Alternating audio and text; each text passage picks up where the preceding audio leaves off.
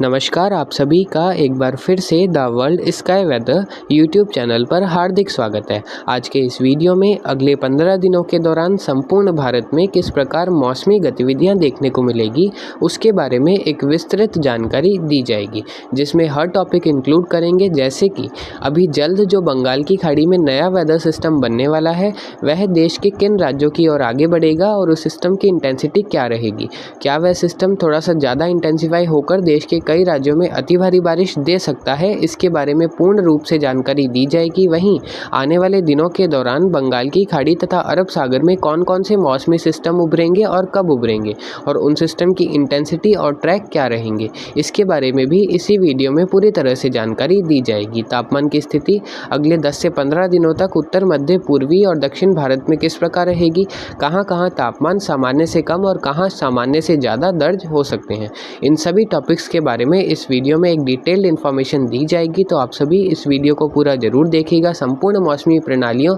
व होने वाली बारिश को जानने के लिए। और अगर आप इस चैनल पर पहली बार पधारे हैं तो इस चैनल को सब्सक्राइब और इस वीडियो को लाइक करना कतई ना भूलें। सबसे पहले जो मैप आप अपनी स्क्रीन पर देख रहे हैं, यह मैप 10 सितंबर से लगाकर 17 सितंबर के मध्य होने वाली बारिश के लिए बनाया गया है। इस मैप को देखकर आप वैसे ही समझ सकते हैं देश के अधिकांश राज्यों में इस समय अवधि के दौरान बारिश की गतिविधियों में बढ़ोतरी देखने को मिलेगी। सबसे पहले मौसमी प्रणालियों के बारे में जिक्र करें तो अभी वर्तमान में पाकिस्तान और उससे सटे राजस्थान के आसपास के क्षेत्रों पर एक हल्का सा एंटी साइक्लोन उभरता हुआ दिखाई दे रहा है। हालांकि यह एंटी साइक्लोन बहुत ही हल्का सा है और इसका कोई विशेष प्रभाव उत्तर पश्चिम भारत में देखने को नहीं मिलेगा, लेकिन अगले 2 से 3 दिन तक उत्तर पश्चिम भारत में उत्तर पश्चिमी हवाएं चलेंगी जो कि शुष्क होंगी, जिसकी वजह से मौसम शुष्क रहेगा। लेकिन बंगाल की खाड़ी में जो सिस्टम अगले 48 से 72 घंटों के दौरान बनेगा, यानी कि 11-12 सितंबर के मध्य के समय में बंगाल की खाड़ी के मध्य पश्चिमी भागों के आसपास एक नया वेदर सिस्टम यानी कि एक लो प्रेशर एरिया का फॉर्मेशन देखने को मिल सकता है,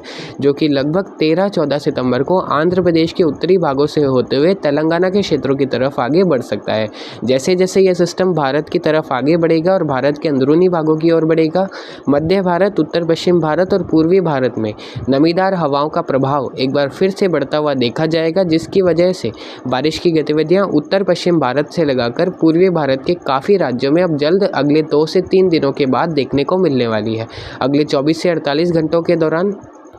पूर्वी भारत के बिहार, झारखंड, ओडिशा, पश्चिम बंगाल, छत्तीसगढ़, पूर्वी मध्य प्रदेश, तेलंगाना, आंध्र प्रदेश के विभिन्न भागों में बारिश होने की संभावनाएं हैं और लगभग 12 से 14 सितंबर के मध्य के समय में इस सिस्टम की वजह से तेलंगाना, आंध्र प्रदेश के उत्तरी भाग, दक्षिणी ओडिशा और दक्षिणी छत्तीसगढ़ के काफ़ी इलाकों में भारी बारिश भी दर्ज हो सकती है। और लगभग हम उम्मीद कर रहे हैं 14 से 16 सितंबर के मध्य के समय में महाराष्ट्र के कई इलाके, वहीं मुंबई, गोवा, रत्नागिरी, दहानू, पालघर और आसपास के इलाकों में भारी से अति भारी बारिश हो सकती है और महाराष्ट्र के कोस्टल इलाकों में कहीं कहीं एक्सट्रीमली हैवी रेनफॉल भी 14 से 16 सितंबर के मध्य के समय में इस सिस्टम से बढ़ने वाली पश्चिमी हवाएं जो तटों पर टकराएगी, उसकी वजह से देखने को मिल सकती है। और यही सिस्टम महाराष्ट्र के क्षेत्रों की तरफ आकर उत्तर की तरफ भी रिकर्व कर सकता है 16-17 सितंबर को राजस्थान और मध्य प्रदेश के क्षेत्रों की तरफ, जिसकी वजह से उन राज्यों में भी बारिश की गतिविधियों में बढ़ोतरी हो सकती है। शुरुआत उत्तर पश्चिम भारत के क्षेत्रों से करें तो अगले 2 से 3 दिन जिस प्रकार आपको बताया उत्तर पश्चिमी शुष्क हवाएं चलेंगी, तो उत्तर पश्चिम भारत के ज़्यादातर भागों में, जिसमें जम्मू कश्मीर, हिमाचल प्रदेश, उत्तराखंड, पंजाब, हरियाणा, दिल्ली, राजस्थान और पश्चिमी उत्तर प्रदेश के इलाके हैं, वहाँ मौसम शुष्क रहेगा। केवल छिटपुट स्थानों पर खंड बारिश की गतिविधियाँ देखने को मिल सकती है। लेकिन जैसे जैसे 13-14 सितंबर के मध्य का समय आएगा, उत्तर पश्चिम भारत के मैदानी इलाकों के कुछ क्षेत्र, वहीं पहाड़ी राज्यों में बारिश की गतिविधियां शुरू हो जाएंगी और 15-16 सितंबर से पूर्वी मध्य राजस्थान के कई इलाके, पंजाब, हरियाणा, दिल्ली, उत्तर प्रदेश के ज़्यादातर भाग, जम्मू कश्मीर, हिमाचल प्रदेश, उत्तराखंड, यानी कि तीनों पहाड़ी राज्यों के कई इलाकों में मूसलाधार बारिश होने की संभावनाएं दिखाई दे रही है अपकमिंग वेदर सिस्टम को देखते हुए। और जैसे ही बंगाल की खाड़ी का सिस्टम महाराष्ट्र के क्षेत्रों पर आकर उत्तर की तरफ बढ़ता हुआ दिखा जाएगा 16-17 सितंबर को, और अधिक इलाकों में बारिश की गतिविधियों में बढ़ोतरी होगी, जिसमें पूर्वी मध्य गुजरात के इलाके हैं, मध्य प्रदेश के कई इलाके हैं, जहां 15-16 सितंबर से लगाकर 19 सितंबर के मध्य के समय में कई इलाकों में झमाझम बारिश की गतिविधियां इन वेदर सिस्टम की वजह से देखने को मिल सकती है। ठीक इसी दौरान उत्तर प्रदेश के पूर्वी मध्य हिस्से, पूर्वी मध्य प्रदेश, दक्षिण मध्य प्रदेश, इसके अलावा बिहार, झारखंड, छत्तीसगढ़, उड़ीसा और पश्चिम बंगाल के भी कई इलाकों में तीव्र मेघ गर्जन के साथ यानी कि एक्सट्रीम या फिर कहें इंटेंस लाइटनिंग थंडरस्टॉर्म के साथ बारिश की गतिविधियां रिपोर्ट होगी। इस दौरान कुछ इलाकों में लाइटनिंग स्ट्राइक यानी कि बिजली गिरने का भी खतरा उत्तर पश्चिम भारत, मध्य भारत और पूर्वी भारत के इलाकों में रहेगा। ठीक इसी दौरान बेंगलुरु समेत जो तमिलनाडु और केरल के दक्षिणी भाग हैं वहाँ बादलों की आवाजाही रहेगी और कहीं कहीं हल्की मध्यम बारिश होने की संभावना रहेंगी। कोई बड़े पैमाने पर 15 से 18 सितंबर के मध्य के समय में दक्षिण भारत के दक्षिणी भागों में बारिश होने की संभावनाएं नहीं दिखाई दे रही है। उत्तर पूर्वी भारत में 12 से 16 सितंबर के मध्य के समय में असम, मेघालय, नागालैंड, मणिपुर, मिजोरम, त्रिपुरा और अरुणाचल प्रदेश के ज़्यादातर भागों में मूसलाधार बारिश होने की संभावना है। कई इलाकों में इस समय अवधि के दौरान भारी बारिश भी रिपोर्ट होगी और एक दो इलाकों में वेरी हैवी रेनफॉल भी होने के चांसेस असम, मेघालय, नागालैंड और त्रिपुरा के भागों में रहेंगे, जिसकी वजह से वहां भी सामान्य व सामान्य से अधिक बारिश इस समय अवधि के दौरान दर्ज हो सकती है। पूर्वी भारत के ज़्यादातर भागों में सामान्य से अधिक बारिश होने की संभावनाएं 10 से 17 सितंबर के मध्य के समय में दिखाई दे रही है, जिसमें बिहार, झारखंड, छत्तीसगढ़, उड़ीसा और पश्चिम बंगाल के इलाके शामिल है। तेलंगाना, आंध्र प्रदेश, महाराष्ट्र, मुंबई और मध्य प्रदेश में भी सामान्य से अधिक बारिश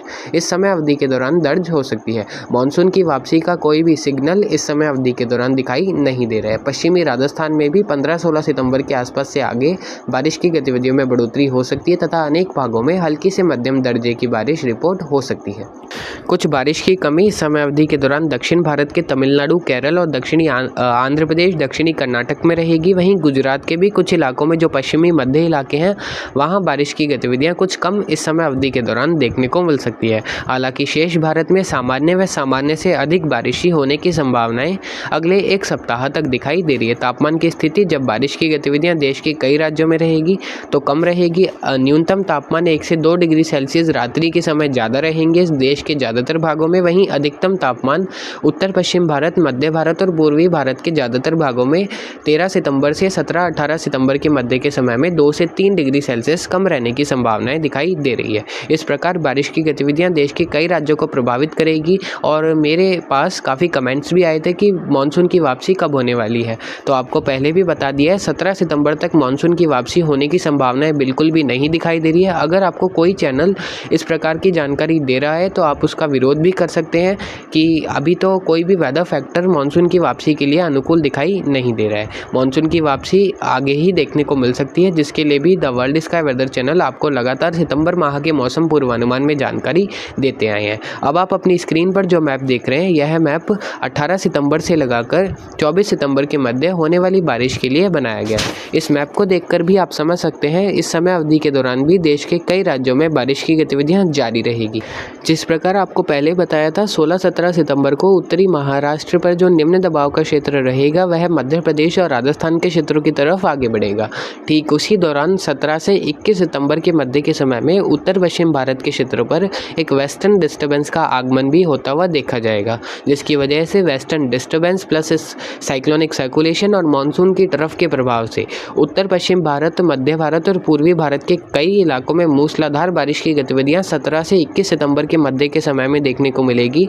जिसमें पंजाब, हरियाणा, दिल्ली, जम्मू कश्मीर, हिमाचल प्रदेश, उत्तराखंड, उत्तर पूर्वी राजस्थान के कुछ इलाकों में भारी बारिश भी होने की संभावनाएं दिखाई दे रही है। शेष मध्य दक्षिणी राजस्थान, गुजरात, मध्य प्रदेश और उत्तर प्रदेश के कई इलाकों में जोरदार बारिश होगी, जिसमें हल्की से मध्यम अमाउंट की बारिश रिपोर्ट होगी, यानी कि 20 से 40 मिलीमीटर तक की बारिश डेली अलग अलग भागों में रिपोर्ट हो सकती है। उत्तर पूर्वी राजस्थान में लगभग 40 से 80 मिलीमीटर तक कई इलाकों में इस समय अवधि के दौरान बारिश रिपोर्ट हो सकती है, जो कि सामान्य से ज़्यादा है। और इस समय अवधि के दौरान उत्तर पश्चिम भारत से मानसून की वापसी भी होने लग जाती है, जिसकी वजह से वहाँ बारिश कम होती है। लेकिन इस बार 17 से 21 सितंबर के मध्य के समय में उत्तर पश्चिम भारत के कई इलाकों में झमाझम बारिश होने की वजह से मानसून की वापसी में डिले होगा और सामान्य से अधिक बारिशें उत्तर पश्चिम भारत के कई इलाकों में दर्ज होगी। मध्य भारत और पूर्वी भारत के क्षेत्रों की बात करें तो जिस प्रकार आप अपनी स्क्रीन पर देख सकते हैं मल्टीपल सर्कुलेशन का फॉर्मेशन इस समय अवधि के दौरान देखने को मिलेगा। यानी कि ऐसा नहीं है कि जो मैप पर जिस क्षेत्र पर साइक्लोनिक सर्कुलेशन दिखाया है ज़रूरी नहीं कि वह सर्कुलेशन उसी क्षेत्र पर बने, उस क्षेत्र के आसपास भी वह सर्कुलेशन बन सकता है, लेकिन बनेगा ज़रूर। और मल्टीपल पल्सेस जो मॉइस्चर की है वो बंगाल की खाड़ी से